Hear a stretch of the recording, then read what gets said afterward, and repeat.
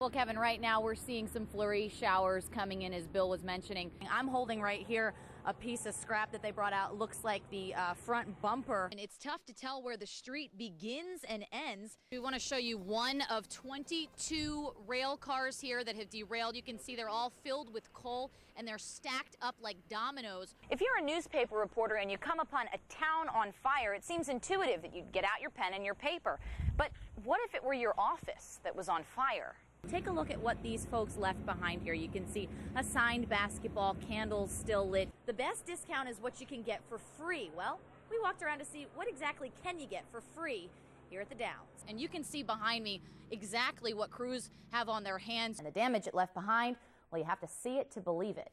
Well, the Bourbon County Colonels are getting ready for their big season opener this Friday against Estill County. But they're taking time to remember fellow athlete Michael Barnes. This is where Lexington police are stationed. They are checking each and every car to come through this intersection. The motorcycle was traveling from Georgetown Road here on Spur Road towards Shamrock Lane. Not even for a minute, this sign says, obviously expressing the danger that sort of a situation can bring. Well, Kevin, this is now a massive cleanup effort by R.J. Corman. You can see behind me one of the crews trying to pull this giant rail car out of the way. That's tonight's LEX 18 big story at 11. Living just yards from the tracks, The train come through late today. people in Bluegrass Trailer Park expect a lot of noise. It sounded like it last night was going to come through the kitchen, and today it almost did. Now what generally keeps its distance is mangled, dumped, and dug into their front lawn. It's a mess. I've got coal everywhere. And the train, it's in the yard over there. Just after 4 p.m., 21 of the 107 coal cars carrying 100 tons of coal each and heading towards Maysville derailed, crunching one another in a massive pileup. It was loud. All that metal hitting together, it was loud. Spilling coal over 600 feet of track. A lot of money sitting in the yard. All while neighbors watched in terror. It scared us to death because I thought, oh, Lord God, it's going to come on in the trailer. We heard something break about once or twice, and all of a sudden you seen this car start piling up. Got so close where we had to run off porch. There's a high bank there, and that's what stopped it. Now there's a lot of cleanup to do and a lot of questions left to answer. What happened? What made it wreck?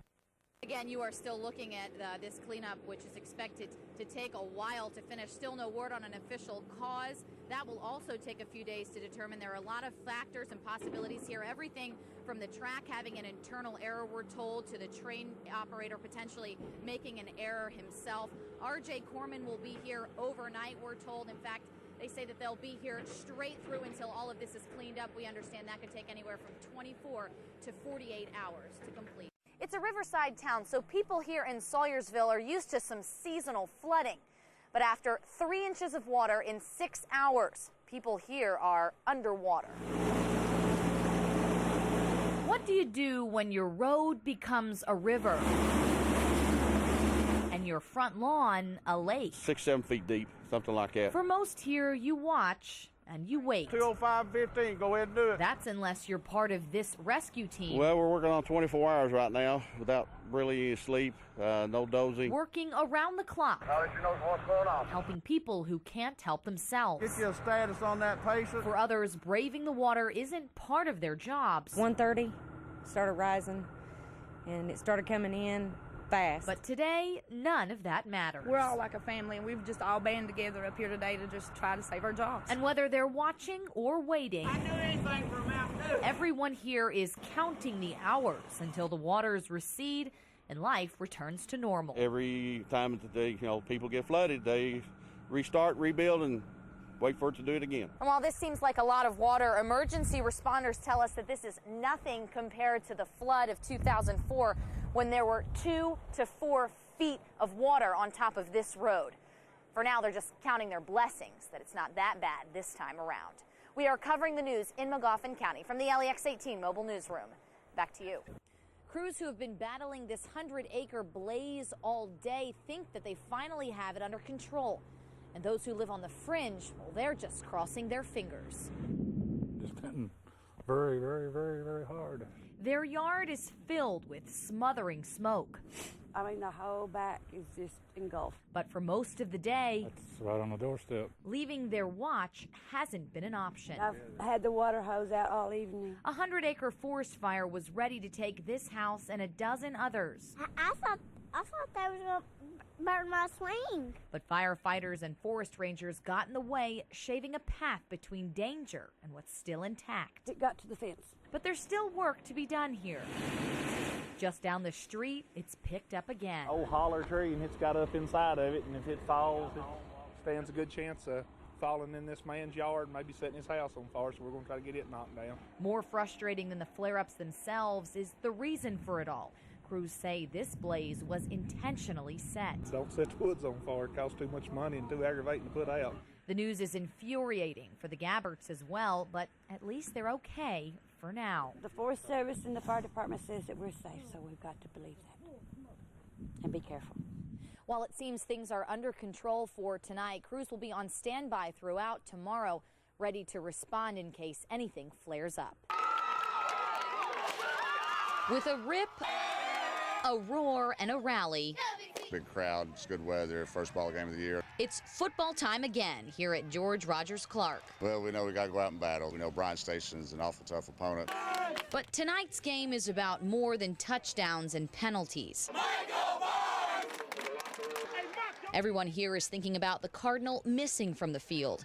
17-year-old defensive back and wide receiver Michael Barnes. Number eight. We got number 8 and number 8. Just all about him today. At first, there was a question: would the team rally? Could they come out and fight in his absence? You got to still be able to do your job, but play with emotion also. The answer was a passionate yes. It's like one family, and we're just going with him, and we know Michael's with them. And everywhere you look, they're with Michael too. His initials painted on the field, his number held high, his jersey filling the stands. We're going to ask for a moment of silence. We want to give back as much as we can to him because, you know, this is a family. This football team, especially the seniors, are a family. And to Michael, his brothers in battle want to say, this celebration's for you. We went out here and gave it 100, the full game, and this is for him. I love you, Michael. We gave it everything we got for number 8. The MB out there. Wish I could get a close-up on that. Michael, hey, he's in our heart, man. He stays in our heart. Covering the news in Clark County, Jackie Congedo, LEX 18 News. Is she coming? The question they've asked themselves for 9 years is answered. Yes! Now, just an escalator length separates a mother, her 3 boys, and her husband. Christine! First contagious cheer, then an embrace. Don't mind about the tear. This is the tear of joy, but I feel the way my son say, amazing. Her husband is content to watch. Right now, his sons won't let go. It's been so long since they could do this. This boy was here, a small boy of 6 years. Now look at him. Now this one also. He have this one. How do we call it? Beer. Pierre was 13 when his mother was taken. In her place, he took his brothers and ran. The weight of responsibility was heavy. Now the burden is lifted. It's okay to cry. Sometimes it's very emotional because I don't know how to compare. This is probably the greatest day of my life and greatest thing ever. Now it's his turn. A husband and a father who never gave up hope. 9 years and 1 month and 4 days today to me to see my wife. That is the miracle of God. It's that steadfast faith he'll now get to share with her. I have nothing to give to you, but this is the word.